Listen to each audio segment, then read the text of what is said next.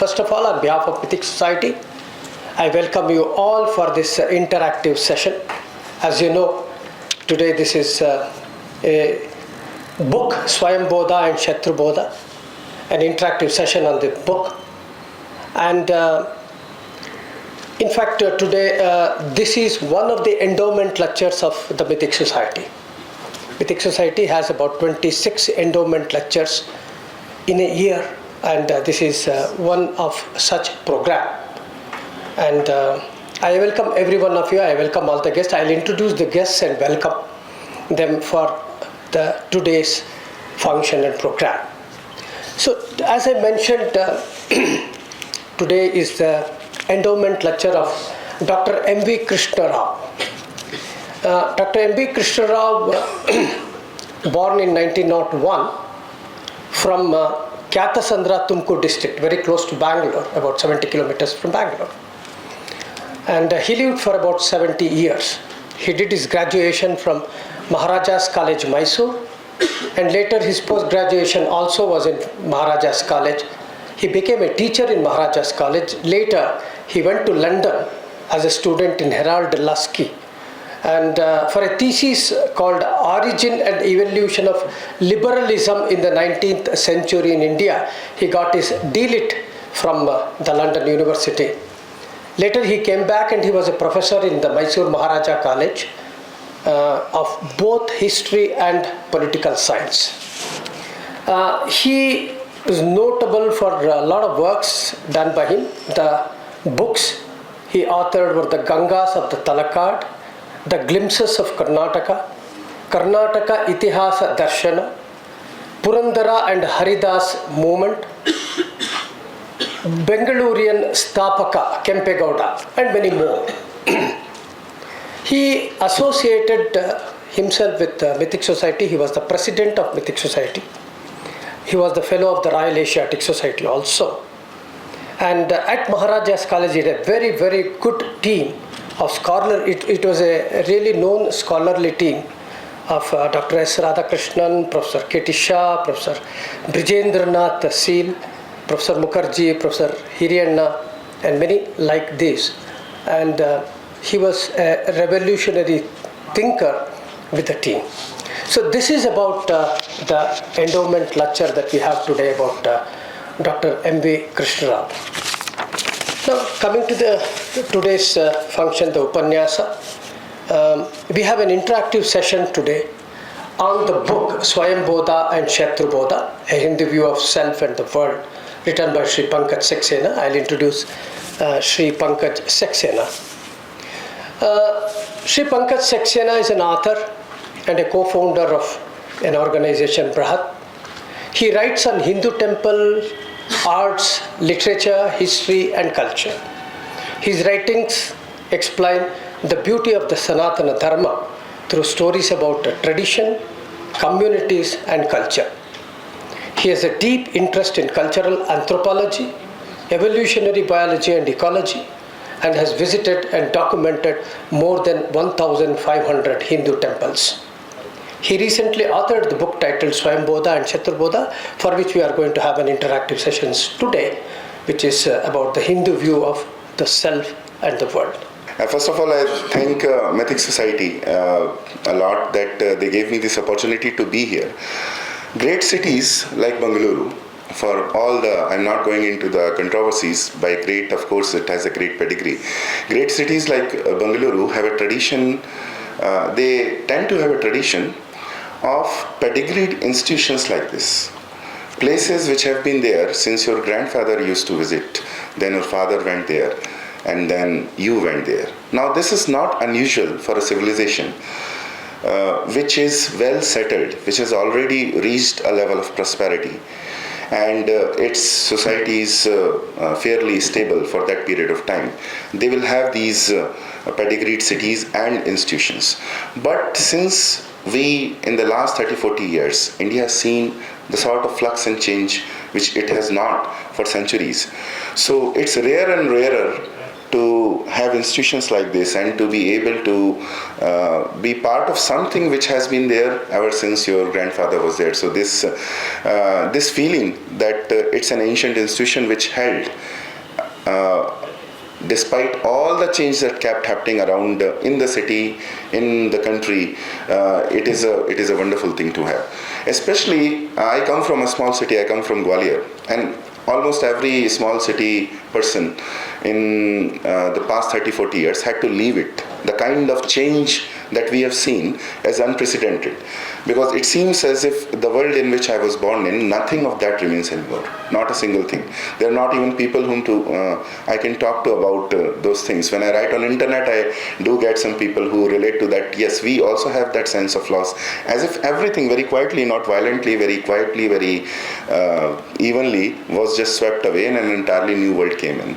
So once again, that's a very special feeling. I thank Lakshmi ji for organizing all of this just with one contact, and after that being in constant touch with all of us and facilitating this. Thank you, sir, very much.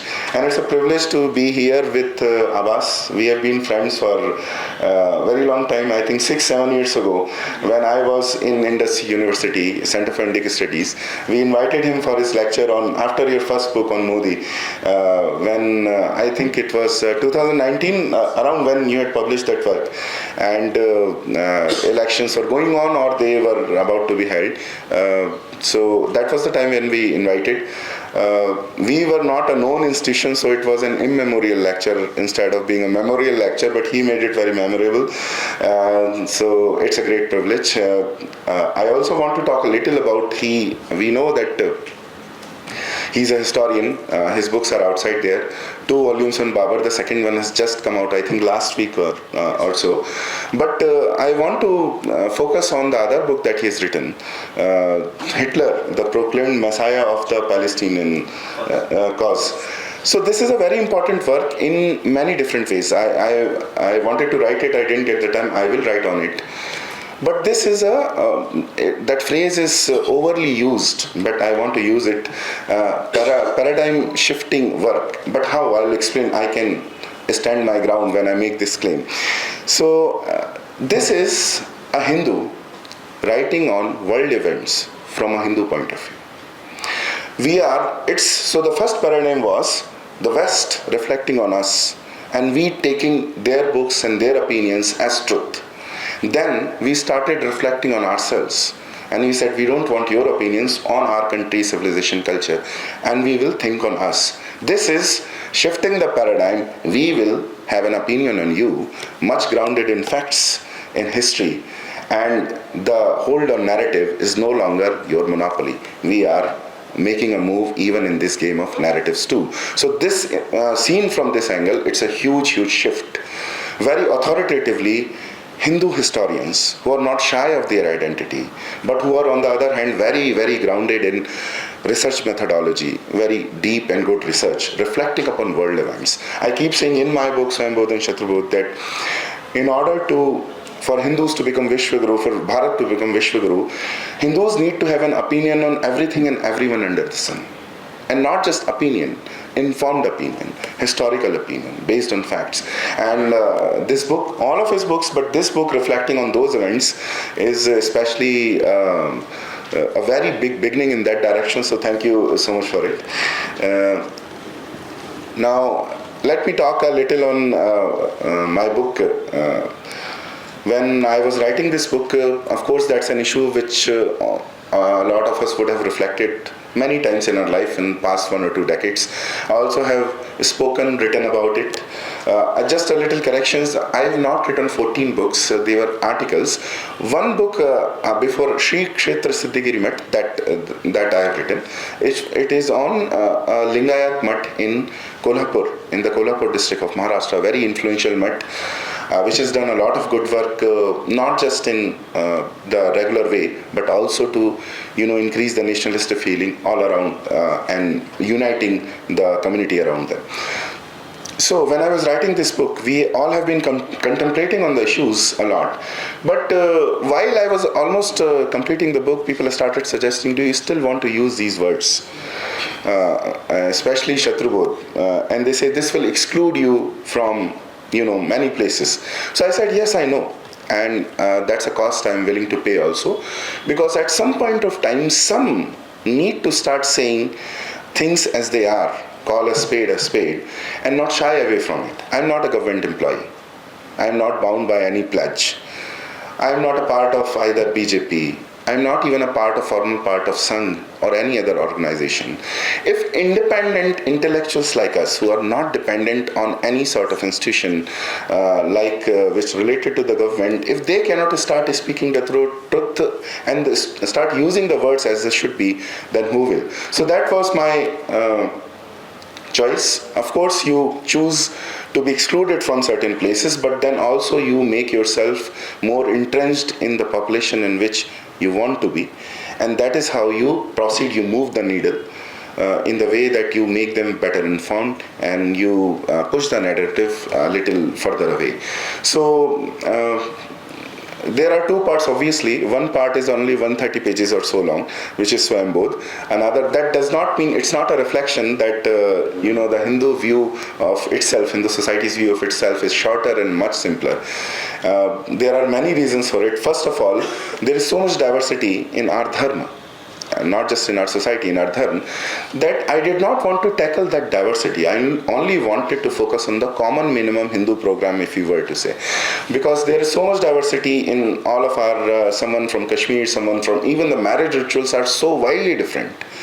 From of one Kshetra to another, the language, everything, food culture is so different that if you start focusing on diversity, you will need volumes to focus on that.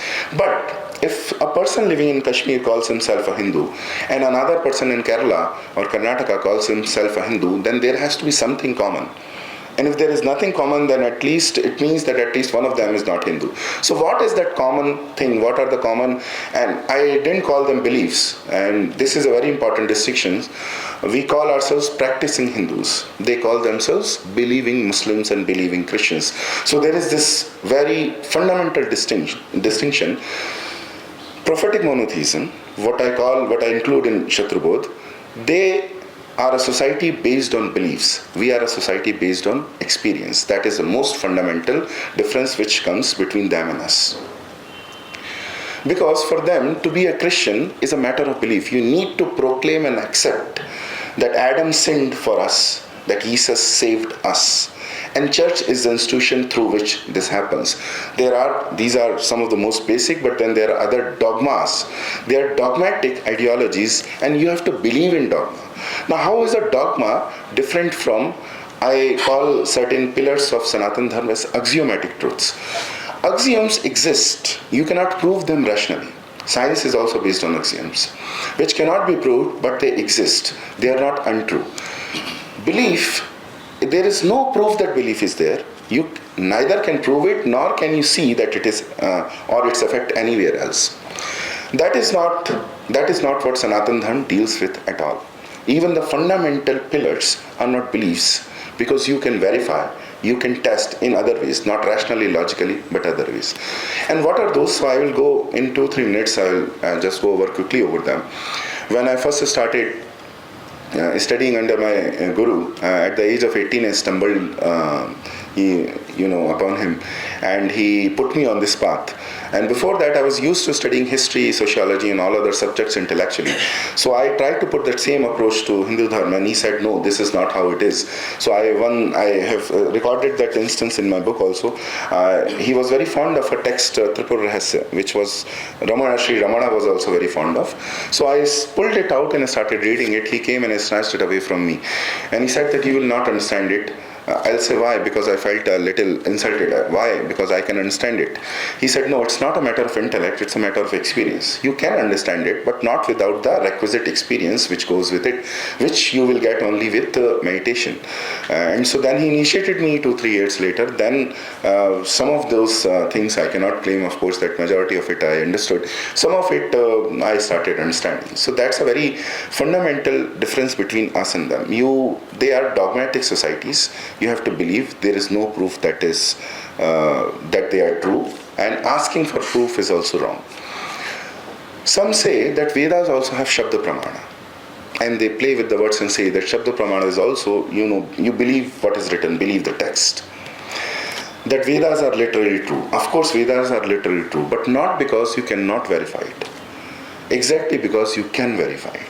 Whatever is written in Vedas or the Upanishads or the Shastras, you can actually test it. The laboratory is different. The laboratory is meditation, it is yoga. You can take Diksha from a guru. You can go into meditation, you can elevate your levels of states of consciousness. And you will find that everything that is written in the Upanishads, that in the Shastras is true. Countless of Jnanis and Jivan Muktas over thousands of years have confirmed those truths. That is why it is Shabda Pramana. So this is where this starts from. And then he also told me, because my understanding comes of Svayambodha comes mostly from him, and he said that some of the most fundamental ideas that are there in our civilization is karma, prarabdha, punarjanma. All Hindu cosmology depends on it. If you remove this, most of the things became, magical mumbo jumbo. They don't make any sense.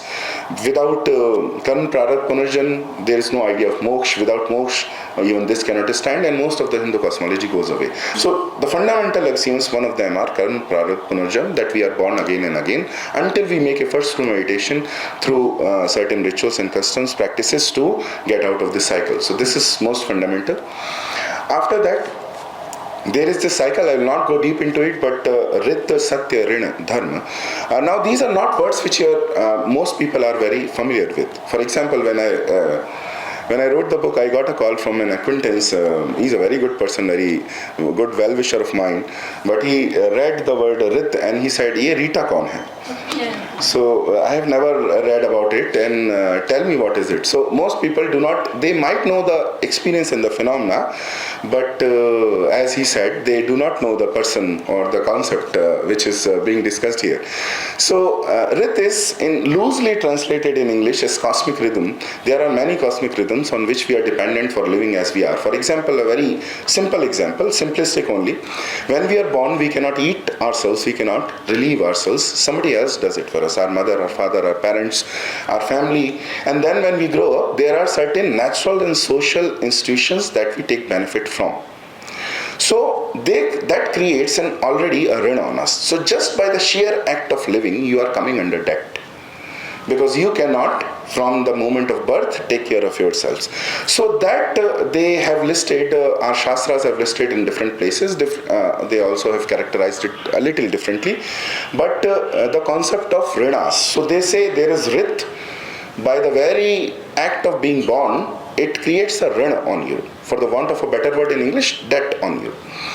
And to repay that debt is dharma. So your kartavya bodh, your kartavya is decided by what are those rinas and how do you as a person, as an individual, repay those rinas. That decides what is your dharmic activity, what is your dharmic duty.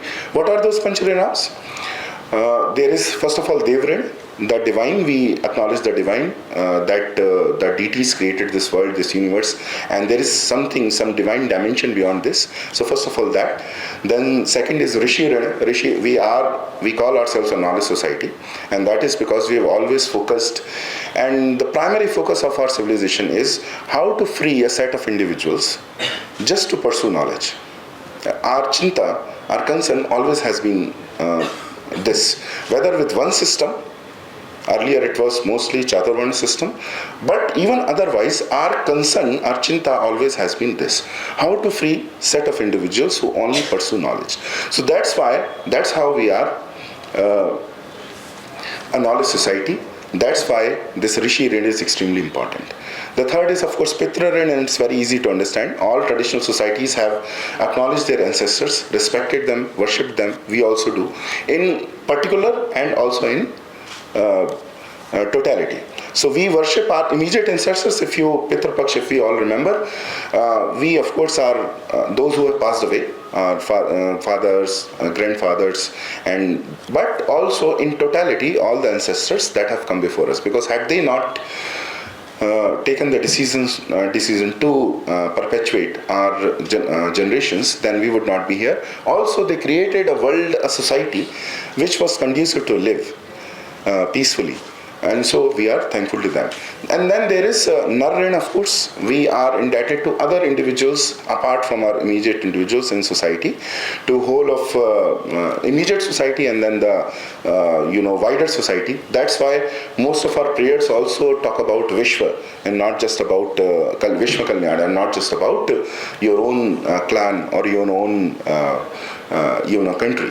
So that is Narren, and after that, at last, there is Bhutrin. Bhutrin is nature and all the inhabitants of nature. We, of course, take benefit directly from various aspects of nature, and so that is there. So this is the Hindu narrative. The Hindu society is based on the narrative of duties. P.V. Khane, when he was when Constitution was, when we were becoming independent, and when after independence, when Constitution was written, he said, I have a problem. And he said, I don't have a problem with certain articles of the Constitution. I have a problem with the very spirit of the Constitution, which is based on the narrative of rights and not on the narratives of duties. And so it will come inevitably in clash with the basic Indic spirit in this country. Because a narrative of rights, it's in the nature of rights to clash with each other. One man's freedom is another man's bondage. I want to shout, I like to shout, but the man next door wants to sleep. So my right to shout is limited by his right to peacefully sleep. Now, these are debatable things. I would say I didn't shout, as loud enough. He will say it was loud enough, I was disturbed. So this is a very simplistic example once again, but rights clash with each other. For example, in West, it's all a battle of rights. One lobby group comes, for example, at first in early 20th century, there were feminists who said that it's a patriarchal world and we need to push and we need to create our own rights. They did. After that, the LGBTQ lobby came, which is fighting right now. The masculine lobby is already long gone, so they are fighting with the feminists and they are clashing with each other. In fact, intersectionality, the word that they invented, is to decide the order of priorities. That if we are clashing with patriarchy, so Brahminical patriarchy, for them sitting there in US and UK, is the worst sort of culprit. So if the two interest groups are fighting, then how to resolve and how to target on, Brahminical patriarchy or other patriarchy or whatever they choose from. So it's in the nature of rights to come in clash with each other's. Duties ensure rights, but in a very different way. For example, your rights are ensured, the rights of father are ensured by the duties of the son or the daughter.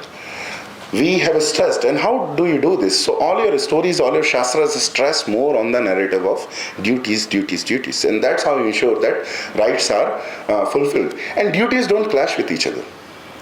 How violent can it be if two people, try to press the feet of their parents? It can only be just a little competitive, but not more than that. So this is what basically our civilization and some markers are. What is the means of attaining, going out of the cycle of life and death and attaining moksha? That means is meditation, that means is doing certain practices and rituals and customs.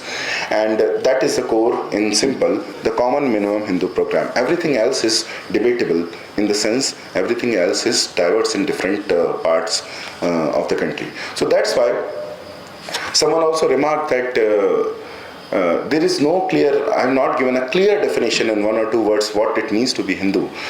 But what it means to be dharmic, not Hindu. But dharma is an aptitude. There can be no single definition which is correct in all situations, because it's an aptitude that you practice to know what's right and what's wrong in a certain given situation. That's why all the characters of Ramayana and Mahabharata, they are perpetually in dilemma. Someone as great as Bhishma Pitama, who is 99% the authority on dharma, in all of Mahabharata. At one point of time, even his sense of dharma collapses when the Chirharan of Draupadi is happening.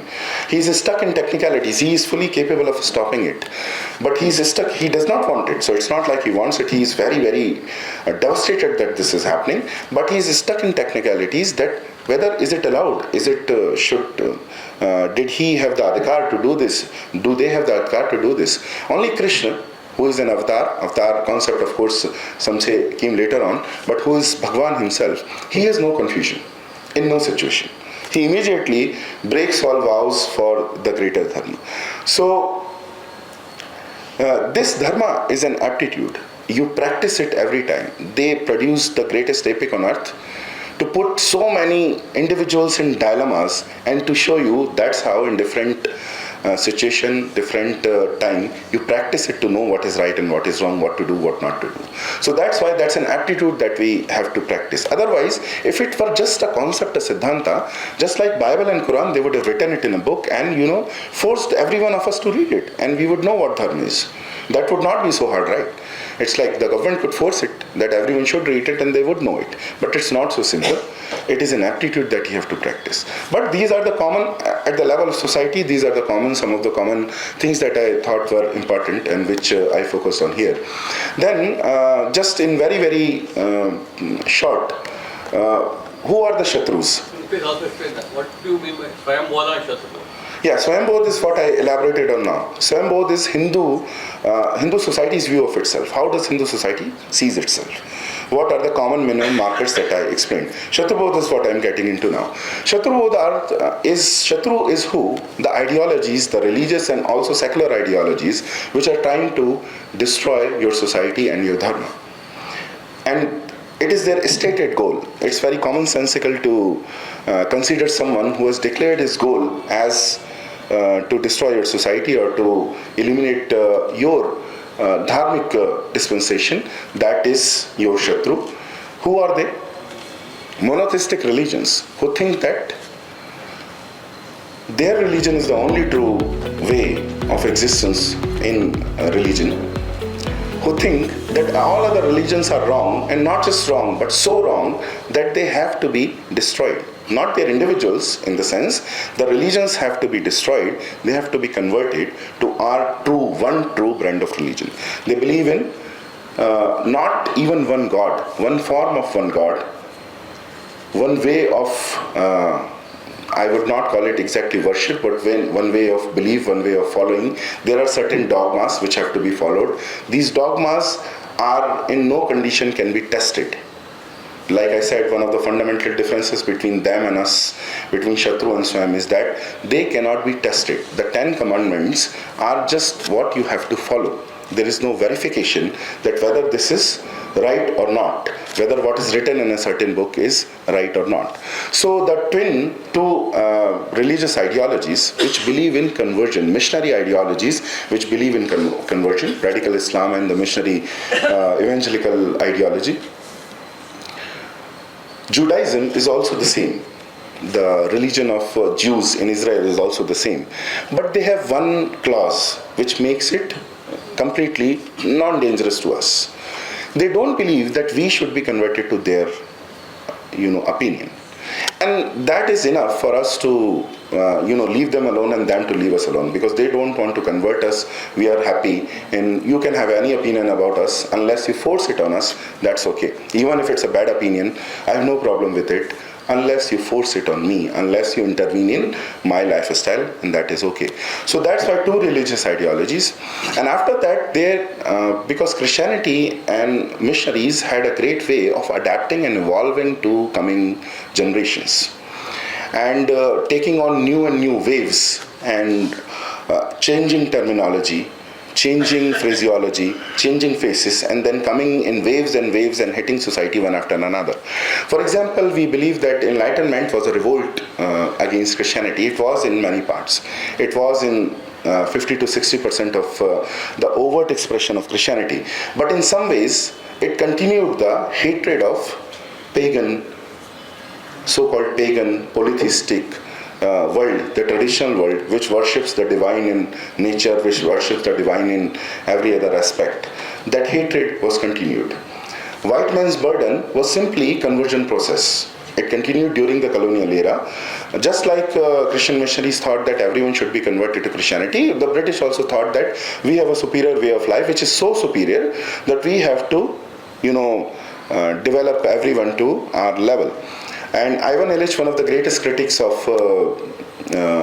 Western society, Western Christendom, and also Christianity, the church from within, he says that the same urge which made them convert, which made it white man's burden, now the same thing goes by the name of democracy, development, and progress. So this does not mean that there is nothing good, that these concepts did not exist in other forms in India or in China or in other traditional societies. This does not mean that I am speaking against electoral democracy or having justice in elections or having fair representation of population there. But this thought that we will invade a country if it's not democratic. We will bomb them. First destroy them completely and then bring democracy and then develop them is a thought which is not very different from white man's burden. That we will, stop two countries from fighting. We will make them sue peace, and it is our duty, and we are doing a worthy thing. We will not let them fight if we think it's a wrong fight. This is another way of white man's burden. The two countries do not have the right to resolve a conflict between them, that we have to intervene from other. This same urge continues. So it comes, colonialism was another such wave. After that, secularism in many ways in India, when it was implemented, was that. And we Hindus took a very wrong view of secularism. Because I say, and some people get offended, Hindus have a well mentality. Hindus do. We are 1 billion, but because the well is so big, we tend to think that as Hindus do, so others do. Which is very, very wrong. It is not so. I will just give one small example. There is a wonderful temple in Tamil Nadu, Kanchipuram, Kailashnath, Kanchipuram. Absolutely exquisite temple. Dravid architecture reaches its zenith there. All other temples that were created after it are, just copying its architecture, its sculpture, its painting, everything is just so exquisite in that temple. Now what happens, it is created by Pallava dynasty, Chalukya dynasty from Karnataka. They invade the Pallav kingdom, and soldiers fight like soldiers fight. They kill each other, and after the war is over, Chalukyas win, and then they visit this temple, and the king is so impressed. First of all, it was the nature of our kings.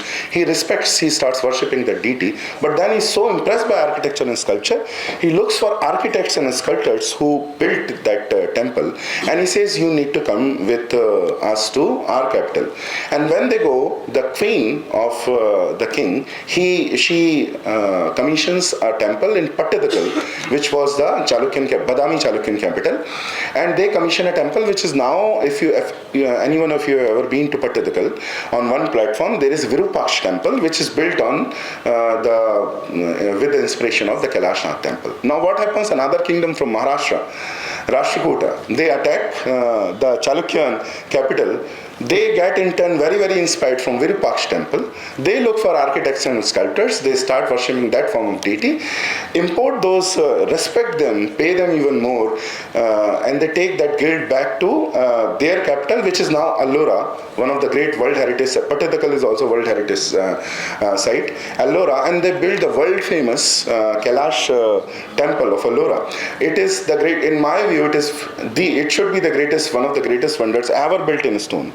2-story of temples, more than 150 sculptures in single temple, carved out from one single rock, 2 stories, ceiling to floor, with all the sculptures, everything, even including pillars coming out from that.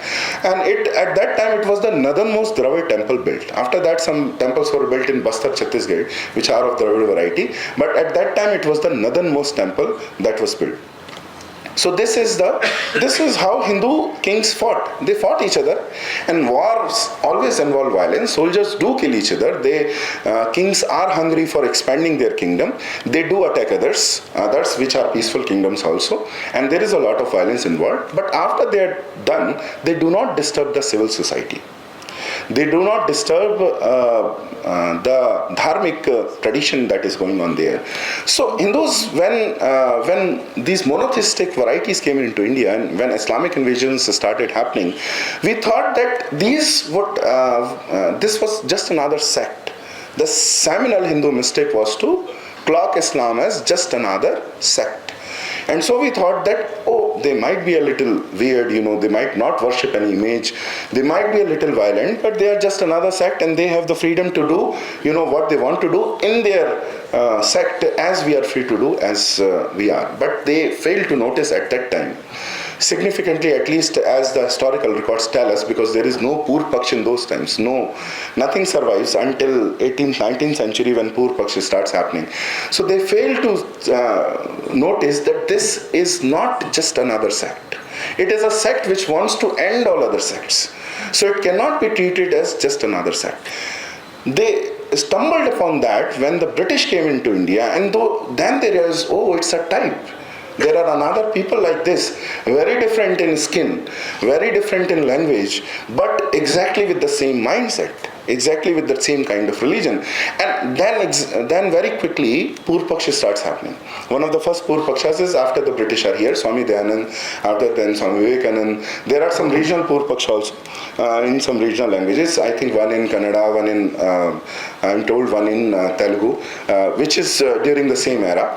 And then they start analyzing them, and they start doing a very good analysis, which becomes complete in 1970s and 80s when Voice of India group comes with Sri Ram Swarupji and Sri Sita Ram Goyal, whom I have quoted extensively from in my book. When Ram Swarupji writes a book which is the final culmination of the Pur Paksha of prophetic monotheism, which I have clocked as Shatru. He writes a book called Hindu View of Christianity and Islam, and in that he clocks the deities of monotheistic religions on yogic Chitrabhumi scales. So he does a wonderful job. He takes Yoga Sutras, he takes a fundamental framework of yogic Chitrabhumis, and then he clocks deities, gods and goddesses of different variety on that yogic Chitrabhumi scale. So what does he do? He uses a deeply Shastriya framework, Hindu framework, Dharmic framework, and then he incorporates the other into that framework. That is the first time that we wake up to, completely wake up to that, and sorry, not the first time, but finalize the Pur Paksh. Now we are well aware, not enough number of Hindus I am saying, but the scholarship is, very much there, which criticizes the religious ideologies of, which I have clocked as Shatrus of Islamic Christian variety. After that, Sitaramji criticizes secularism also, because secularism was a concept which was born in Europe in the background of Christianity. There is another great Kannada scholar, S.N. Balgangadhar, who now is in Belgium. Ghent School is what he has created.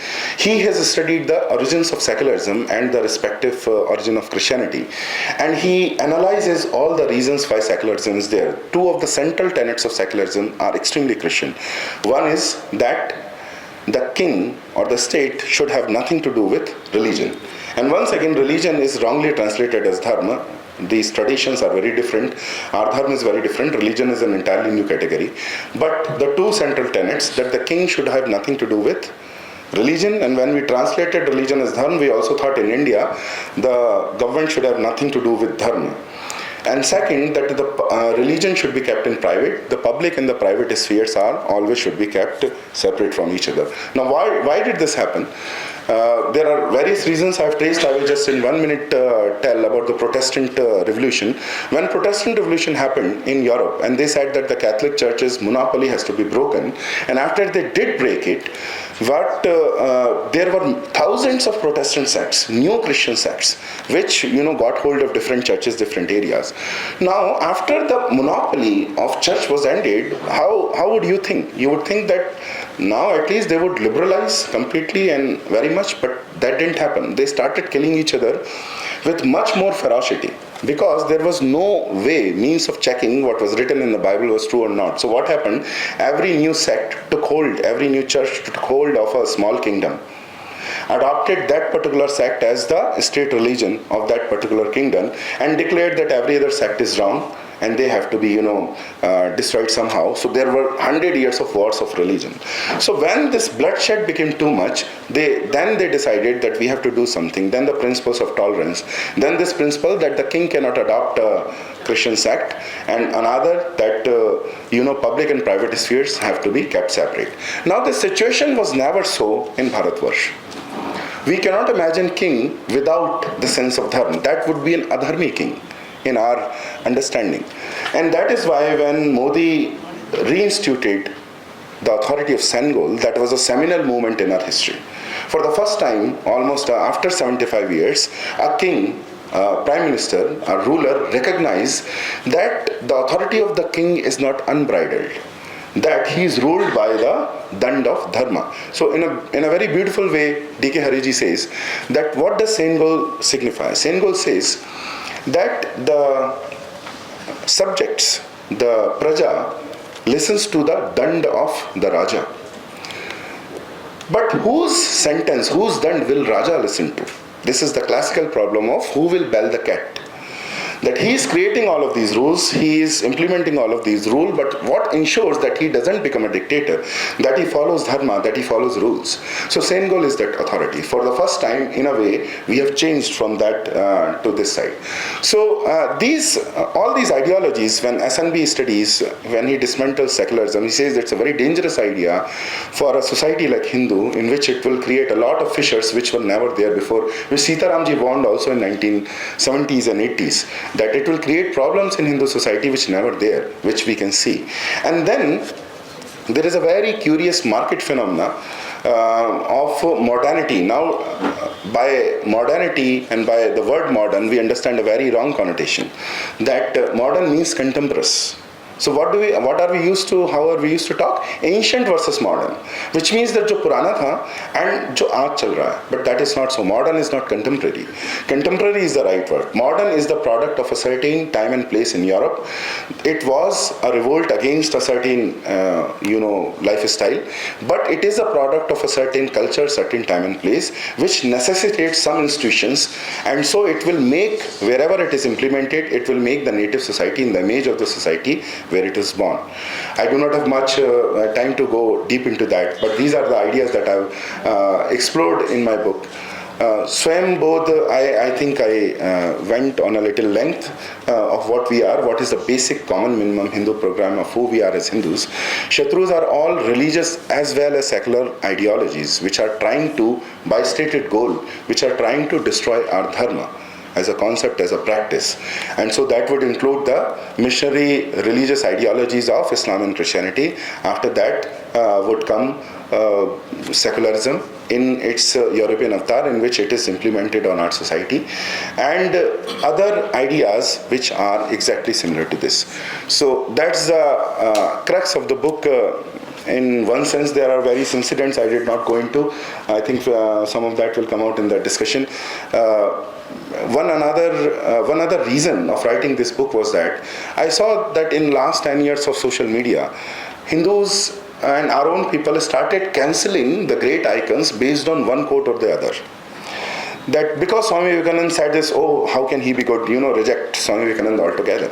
And somebody would claim the other extreme that, if Swami Vivekananda has said this, then there is no way that this can be wrong and we have to follow this.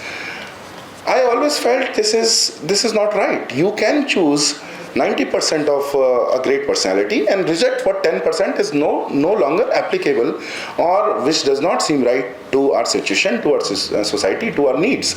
And so in one of the last second last chapter, before the prologue, I've tried to give a scale of Svayambodha Shatrubodha scale, that if you were to analyze your historical personality, who had what and how much of that. This is not a watertight assessment, it's not mathematical, of course.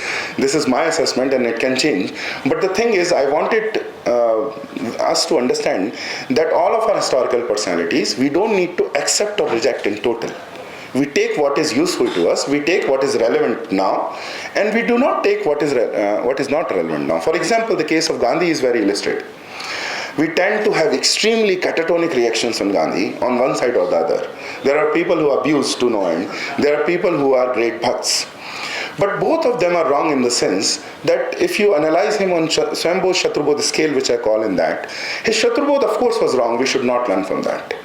His assessment of Islam, he assessed Christianity right 80%, but then he never followed up on what to do. He never assessed Islam rightly. And so this view of the very slogan of Sar Dham Sambhav, where he elevated Islam and Christianity to the level of Dharma, they were religion, very different ideologies, then he equated them. And that confused our generations very much. So that was wrong. But if you consider his Svayambodha, that was not so wrong. A lot of great scholars that are studying right now on Indic institutions, on Indic ideas, are working on Gandhi's principles. And one of the greatest examples is Dharampalji, Shri Dharampal, who has worked a lot in education and various other indigenous institutions based on his ideas. One small example is, how did Gandhi tackle the problem of, which is now more and more severe than ever, the problem of untouchability. So he, see, the word that is very common now, which is also the constitutional word now, Dalit. The very word says downtrodden or exploited. So it locks that community forever in that victimized mentality. What was Gandhi's word for it? That was Harijan. Now Harijan is people of the God. Now look how beautiful this is. He's recognizing a problem in society. He's not denying that there are people who say that there is no discrimination in our society, which is simply not true. There is. So he recognized that problem. He did not blame it on tradition. He said that, of course, all societies develop some bad features over time, and we also have. And he tried to solve it by clocking it once again in Dharma, by bringing that community, those people, closer to Dharma. That's very exactly the playbook of all the bhakti saints that came in our country. They would do, all the time they would do this. Whoever they thought was, they had gotten the short end of the stick, they would try to elevate them through Dharma. So that was his contribution. That is why a lot of great scholars keep working on that. This is why we should not accept or reject our personalities in total. We have to be more nuanced. We have arrived at a stage, the emotional venting period is gone. We now need to construct frameworks, institutions, and ideas, worldviews, which will propel us into next stage of our evolution, of taking hold of our narrative, our country, and then guiding the entire world. जब हम विश्व की चिंता करते हैं, when we think about the Vishwa Kalyan itself, it is true. But first we need to do Kalyan of our own country and then move on towards Vishwa Kalyan. And that is how I try to. This is a very, very small effort in that direction. Thank you so much.